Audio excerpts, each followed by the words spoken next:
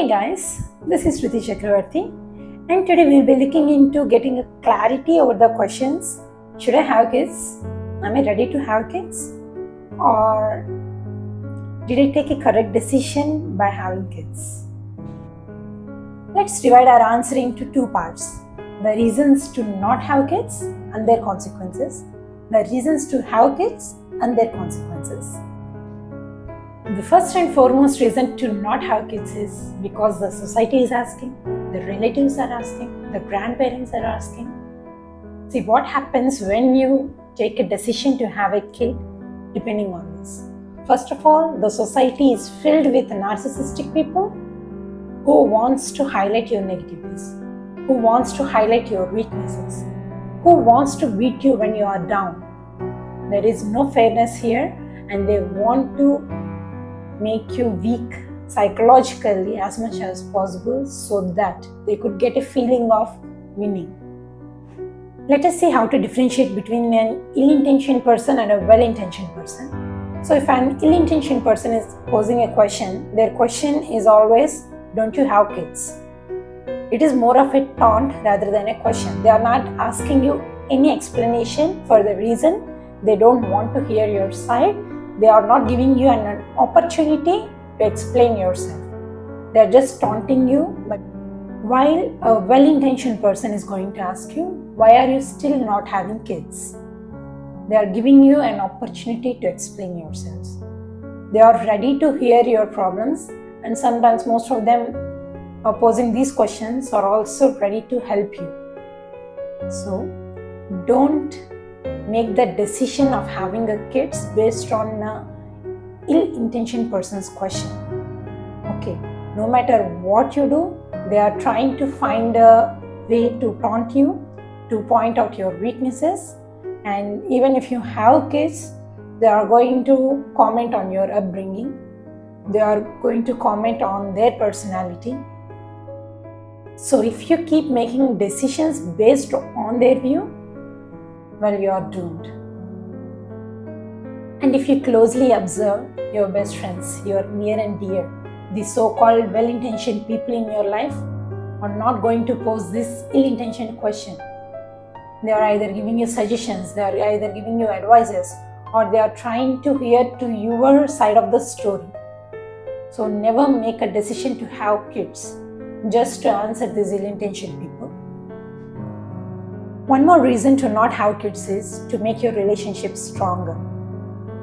You might have come across lots of people who are giving you the advice that if your relationship is going through some turbulences, the solution is to have a kid.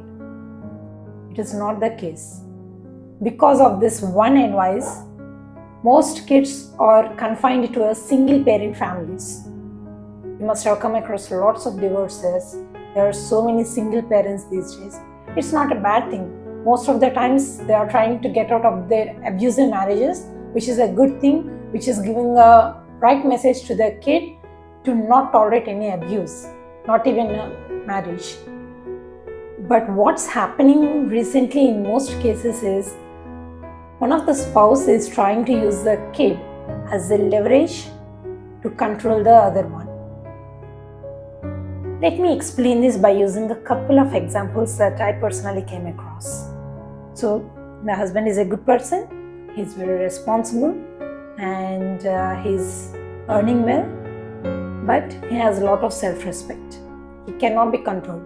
Yes, you can sit and have a discussion with that person, but you cannot manipulate that person. So, in these cases, most of the wives are using law to leverage this kind of spouse.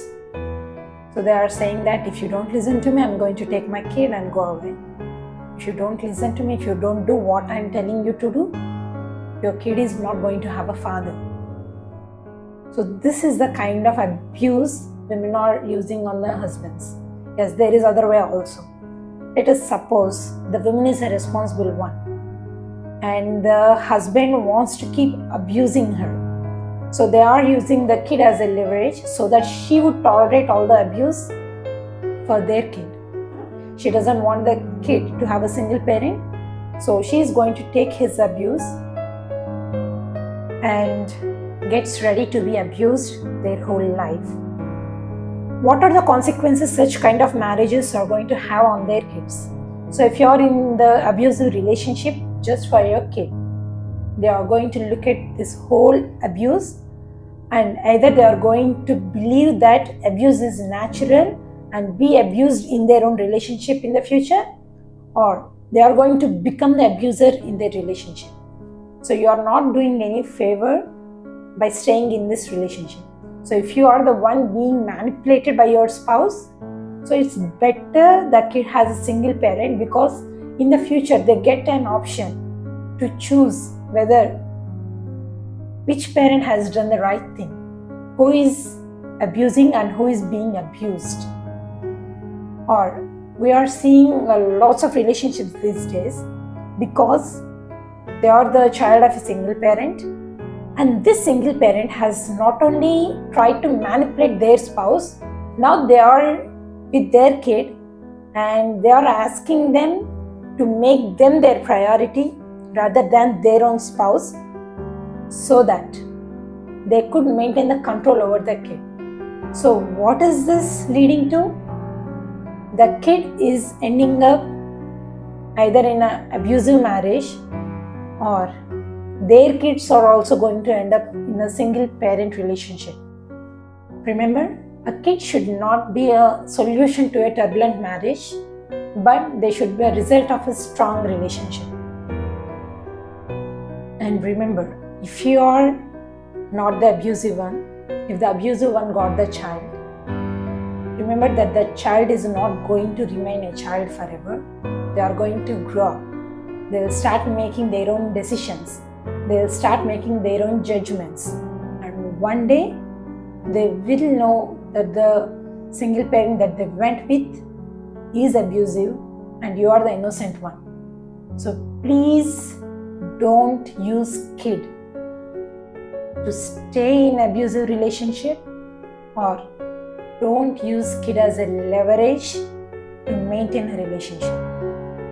Now, what are the reasons why I should have a kid and what are their consequences? When my relationship is stronger and we both know about each other and we have made a plan for our kid together and we are desperate to have a kid so that we could pass on our values, then you should have a kid. So what happens if a kid is brought up with these values and as a consequence of such kind of relationship? They are going to have successful relationships. If not, they are not going to tolerate abusive relationships. They are going to be the independent one. They are going to be stronger mentally. And even if you don't have anything to pass on to your kids, you should at least have love to pass on to your kids. Your kid should be a result of your love, not any kind of manipulation or societal pressures or your personal agenda. This is how you know whether you should have a kid, whether you are ready to have a kid, or whether you are ready to be a parent. Don't say that the kids in this generation are irresponsible. Question whether the previous generation has taken responsibility. Thank you, and keep watching Sruthy Chakravarthi's channel, and don't forget to like, share and subscribe. And if you have any questions that you want me to answer, please comment below.